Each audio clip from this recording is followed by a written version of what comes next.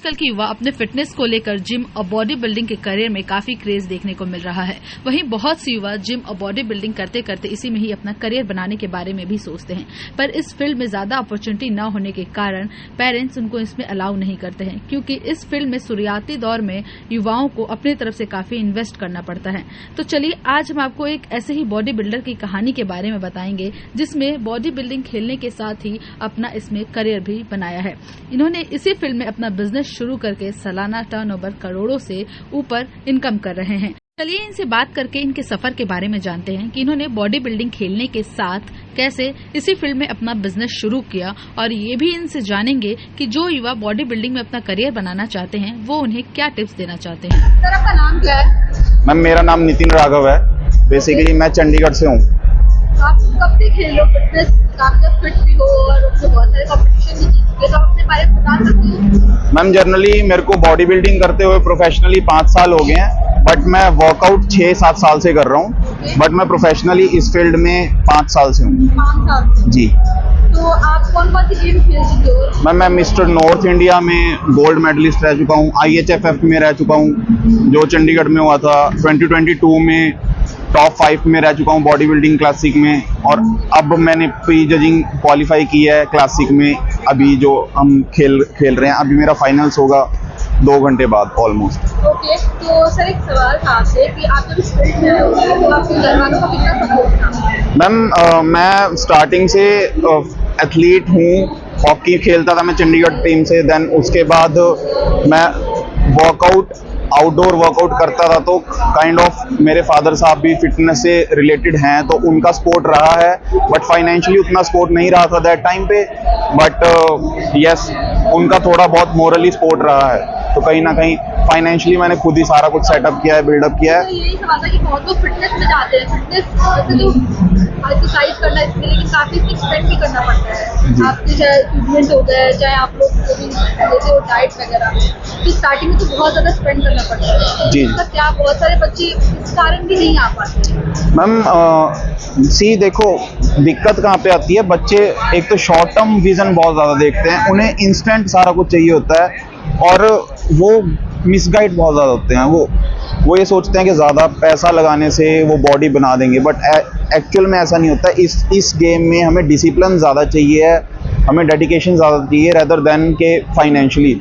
और फाइनेंशियली ये expensive game है, और हम इस चीज़ पे डिपेंड नहीं रह सकते, हम अपने पेरेंट्स पे डिपेंड नहीं रह सकते। हमें खुद ये चीज़ क्रिएट करनी पड़ेगी। अगर हम बॉडी बिल्डिंग या फिटनेस से रिलेटेड चीज़ें कर रहे हैं, तो हमें खुद के लिए फाइनेंशियली सेटअप भी बिल्ड करना पड़ेगा। और मैं कहूँगा ये चीज़ प्रायोरिटी भी होनी चाहिए साथ साथ, अगर आप फिटनेस कर रहे हो तो कोई कैसे सेटअप कर सकता है? मतलब मैम सेल्फ एजुकेशन सबसे पहले तो मेंटोरशिप होती है, हम अपने सीनियर से सीख सकते हैं। इतनी बुक्स हैं जो सक्सेसफुल एथलीट्स हैं, जो सक्सेसफुल लाइक आर्नोल्ड है, सर आर्नोल्ड जी हैं, और उन्होंने उनकी बायोग्राफी पढ़ सकते हैं। तो उनसे, उनकी मिस्टेक से हम चीज़ें सीख सकते हैं, और हम लोगों के पॉडकास्ट दे सकते हैं। अब जैसे मैं इंटरव्यू दे रहा हूँ, लोग ये सब चीज़ें यहाँ से सीख सकते हैं, और बुक्स से, कोर्सेज से सीख सकते हैं। अगर आपकी क्वालिफिकेशन की बात करो तो आप क्या कर रहे हो? मैम अभी मैं जनरली स्टडी करवाता हूँ, मेरे ऑनलाइन कोर्सेज हैं स्किल एंड एलिवेट के नाम से। सो स्किल एंड एलिवेट के नाम से, जिसमें मैं बिजनेस के बारे में, न्यूट्रिशन के बारे में और केस स्टडीज बताता हूँ, ट्रेनिंग के बारे में कि हम ट्रेनिंग को कैसे करें, और जो मार्केट में मिथ्स हैं, फिटनेस इंडस्ट्री में मिथ्स हैं, उसको हम ब्रेक डाउन करते हैं और उसको डिटेल में क्लियर करते हैं, सो दैट के जो इमेच्योर पर्सन्स हैं, जो यंगस्टर हैं, वो अच्छे से नॉलेज लें और क्वालिटी नॉलेज लें। तो सर आप जिम के साथ, मतलब बॉडी लिफ्टिंग के साथ, ट्रेनिंग करने के साथ आप फिटनेस भी करते हो इसी फील्ड? Exactly ma'am. सर आपने इसी में बनाना है? मैम मेरा सारा फ्यूचर इससे कोरिलेट है, मेरे बिजनेसेस सारे फिटनेस से और जिम से कोरिलेट हैं। तो मेरे खुद के ब्रांड्स हैं, और वो सारे ही एक फील्ड से ही कोरिलेट है, बेसिकली फिटनेस से ही रिलेटेड। तो आपने इतना बिजनेस कब शुरू किया और कैसे सोचा? मैम बिजनेस मेरे को ऑलमोस्ट 4 साल हो गए थे। 4 साल से मैं बिजनेस कर रहा हूँ, और मैंने सोचा ऐसे था कि डेफिनेटली, जैसे मैंने आपको बताया कि हमें फाइनेंशियल ज़रूरी है, सपोर्ट करना है, पेरेंट्स नहीं इतना सपोर्ट कर सकते बिकॉज एक्सपेंसिव बहुत ज़्यादा गेम है, तो हमें कुछ ना कुछ क्रिएटिव करना पड़ेगा। मैंने खुद की स्किल्स को एलिवेट किया, खुद को अपग्रेड किया। देन उसके बाद मैंने मेंटोरशिप्स ली कुछ इंटरनेशनल कोचेस से, कुछ इंटरनेशनल बिजनेस गुरु से, सो जिससे कि मेरे को पता लगा हाउ थिंग्स वर्क्स, कहाँ कहाँ हम मिस्टेक कर रहे हैं। सो दैट इज़ ऑल, मतलब कि मैं अपनी सारी अर्निंग का ऑलमोस्ट 10% में स्टिल अभी लर्निंग में स्पेंड करता हूँ। तो अगर बात को बिजनेस शुरू किया आपने तो कितना इन्वेस्ट किया होगा आपने? मैम बिजनेस में मैंने जर्नली, अगर मैं आपको सही से बताऊं, मैं ऊबर डिलीवरी करता था एक टाइम पे, तो देन वहाँ पे मैंने जो अर्न करता था वो मैं सबसे पहले अपनी मील्स में, अपनी नेक्स्ट डे की जो डाइट होती थी उसमें मैं इन्वेस्ट करता था। लाइक आज मैं रात को डिलीवरीज करता था, तो आज मैंने जैसे रात को अर्न किया, मैं नेक्स्ट डे की जो डाइट होती थी उस पर मैं स्पेंड करता था।